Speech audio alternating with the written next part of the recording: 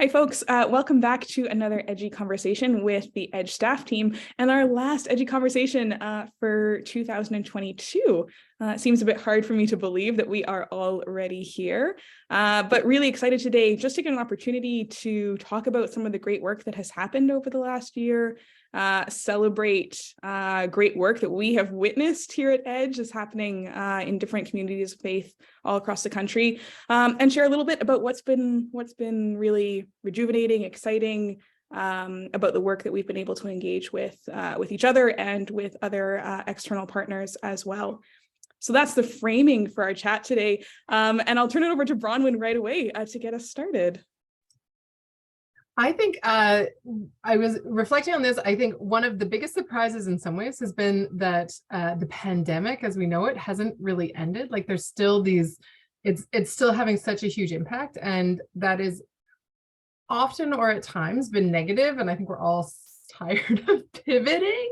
I think we're all done with that word and trying to get creative about how to be positive about it. But I have to say, one of the things I've really enjoyed this year is seeing how communities of faith have been creative, how they have been able to start new things and engage with new people, and being willing to put themselves out there in a time that has been so strange for so many of us and now for so long. And so I think that that's just been full of hope. And I confess that there have been many conversations about the frustrations of that and how tiring that is, but also just like people are so faithful and committed to really making things happen, and even amidst those challenges. So so yeah, I've really enjoyed that, and frankly been quite inspired to keep doing my work when talking to people facing all these challenges that are like, no, this is great, we're gonna try a new thing. So I think that's my.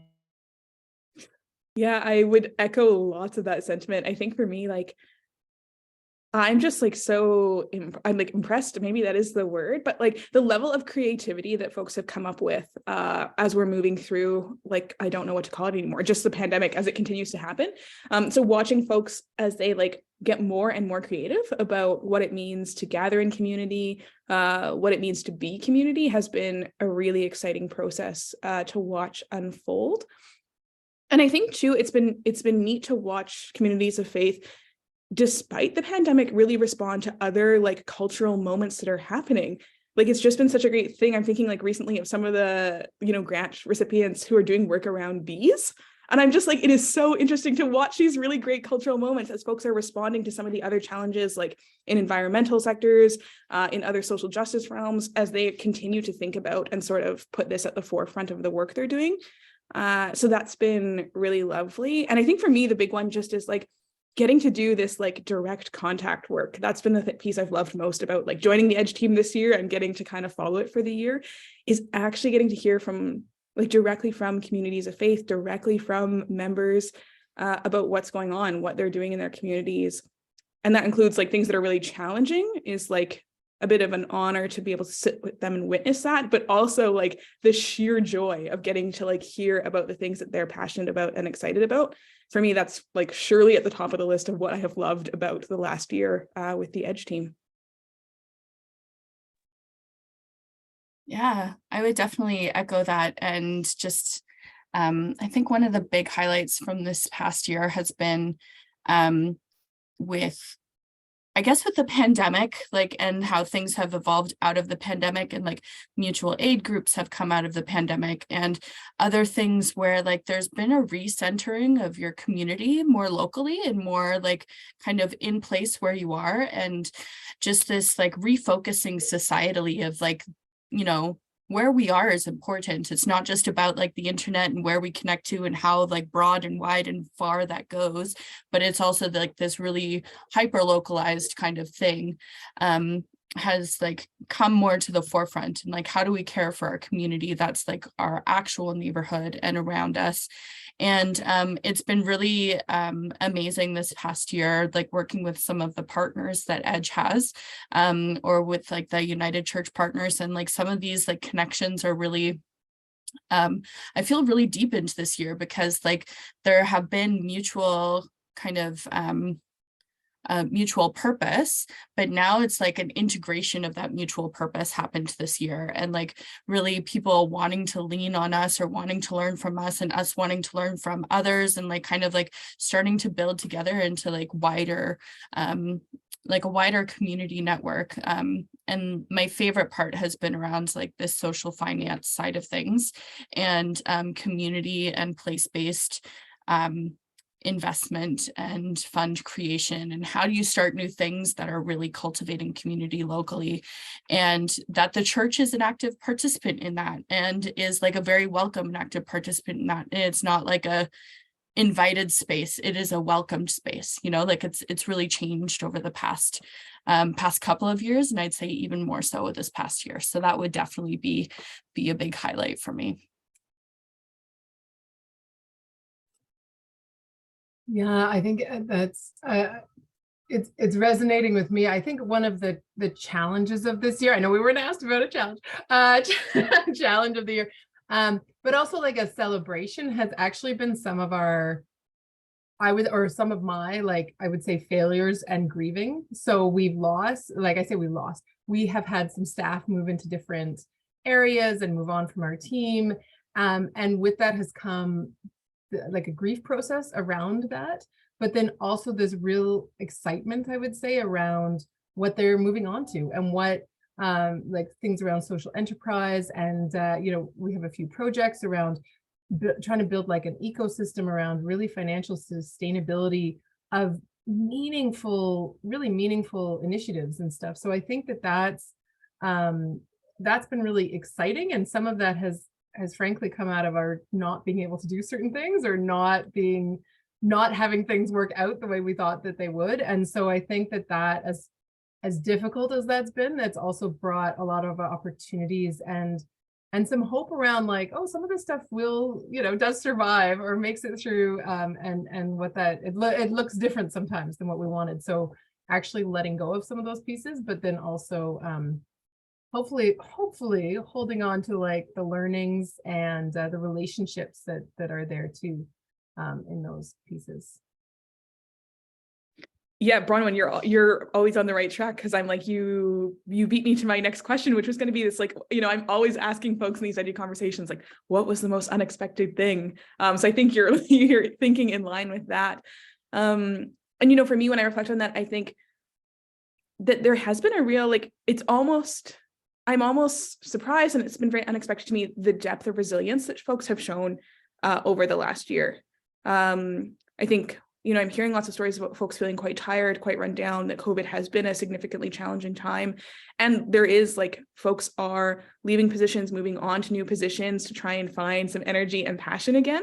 But at the same time, there are some folks who are really digging so deep, and that's been just like a beautiful, unexpected surprise for me. The level of resilience that communities are showing, the level of resilience that some of our leaders are showing around continuing to do this work, even though it's been challenging, even though it's been hard. And I think for me, certainly there's a lesson there around like, how can I tap into that same sense of resilience as part of my own practice? So it's been a really wonderful thing to watch unfold in little pockets. And I think this overall sense of, like, there is really great work happening, even though folks are tired globally or tired broadly speaking. I can see little areas where energy is starting to come back, where life is starting to come back into some of our communities. Or I think Alexandra talked about some of these like new things that are coming up.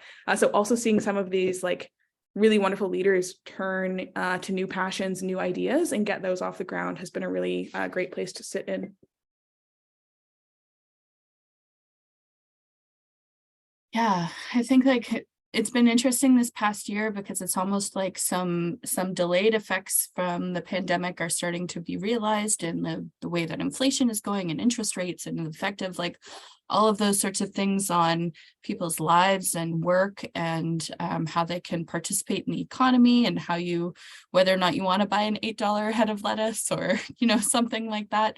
And so I've also found it quite interesting, like how churches and communities of faith and people are just kind of like really being like put in their face, I guess, what kind of is around them and what community need is, or what community support could be, or what a ministry could be. That like we have all of these different things that are kind of going on around us, but also that are affecting us personally. And so it's like almost like a lessening of the gap of us and them, of like a church serving a group of people, and more of like thinking, how is our church community really serving itself and serving the neighborhood at the same time. And I think that part of that is coming from this interesting kind of economic situation that we're starting to find ourselves in. And yeah, so I'm it's just starting. But it's just kind of interesting starting to hear these musings of how people are really wanting to lean into food security, or how like I've heard so many more Christmas hamper kind of stories recently where people hadn't done them for a while and now they've like reinstated them, or they've started them, or like other things where it's just really actually no, like we need to hyper focus on this community and making sure that everyone is able to have during this period of joy and celebration. Yeah, and like beautifully segueing me to my last sort of question or wondering for today, which really is like, what are we hopeful for as we look ahead towards 2023? And I know for myself, I'm, sort of following Alexandra's lead. I think I'm really excited to see how some of these communities of faith, community organizations are shifting into a social enterprise model. I think that this is one of the ways forward for some communities of faith, and I'm excited to see what that's looking like in practice as they move through this transition, and what that means, not just about like who they are as a community, but how they're moving in the world, how they're actually engaging at a grassroots level with their community at large. So I think that's an area that I'm starting to feel quite hopeful about. I'm really excited to see what 2023 will mean for some of those folks. And I'm like, please let us be the ones to walk beside them as we move forward on that journey. Yeah, I think for me, there's hope intermingled with anxiety for the coming year. And it comes from some of the reflections on the past year. And EDGEy has been around for, is it 10, 11 or 12 years now? And so I think what's really exciting is I see a lot of resources that have been harvested well, like we've got sort of ChurchX and Signposts, and we've been able to actually make some of these happen.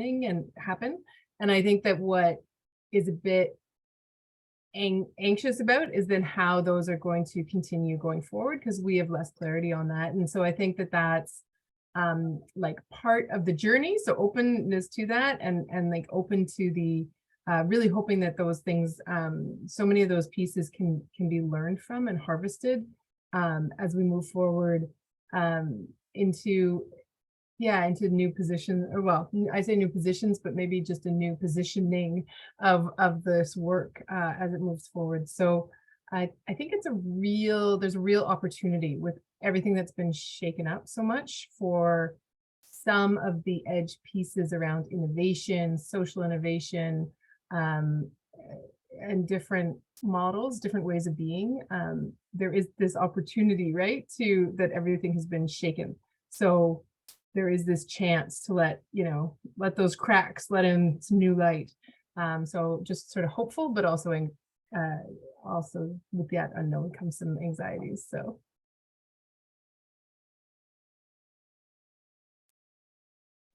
Yeah, always a good question to wonder what's coming next, and where the Spirit is guiding all of us in our work, and then where the Spirit's guiding the church, and trying to figure all that out. Like, it's not a straightforward path, that's for sure. But I think one of the things that I'm very hopeful of next year is that we have all of these like beautiful small communities of faith, and so many are stressed and worried and kind of like contemplating the future. But in my mind, I just kind of keep going back to the home church model. It's like, actually, we have like a whole bunch of different little home churches that just happen to have a big building with them. But what would that mean if like we were just like, actually, like, all of the early church gathered in this sort of way. So what does that mean for this moment in time for us to like be a small church and like gather in this sort of way and just really see what the gospel is trying to tell us at this time. In some ways, it sounds like there's a space for ministry to kind of take a new center spot and engage with the word through action, which the United Church is very good at doing. So maybe that's like what will grow a bit, but I just have some like kind of niggling feeling or a hope that next year the story will shift a little bit more toward telling a positive story about ourselves and about the work that is happening through us and around us. So yeah. Wonderful. Thank you so much, Bronwyn and Alexandra. Wonderful as always to hear your reflections. And I'm like, oh, I've got that little, I was like, that gave me a little jolt of energy to think too about what you're hopeful for and think about where we all have sort of a shared energy or passion to be moving forward. From all of us at the EDGE team, we are so grateful for the wonderful work that we see in community. We're grateful for the ways in which people follow their call, follow the Spirit, and move towards being a community that is oriented around justice and goodness. And so we are thrilled to hear your own stories of celebration. If you've got one you want to share with us about what the good thing was that happened in your community in 2022, please reach out to us. We really want to know and celebrate with you. And we look forward to the next year, knowing that it will surely be full of challenge, but also be full of lots of joy and lots of opportunity for us to collaborate and work together in deep partnership with one another. So from the EDGE team, happy holidays, have a safe and wonderful Christmas season, and we look forward to connecting again in the new year.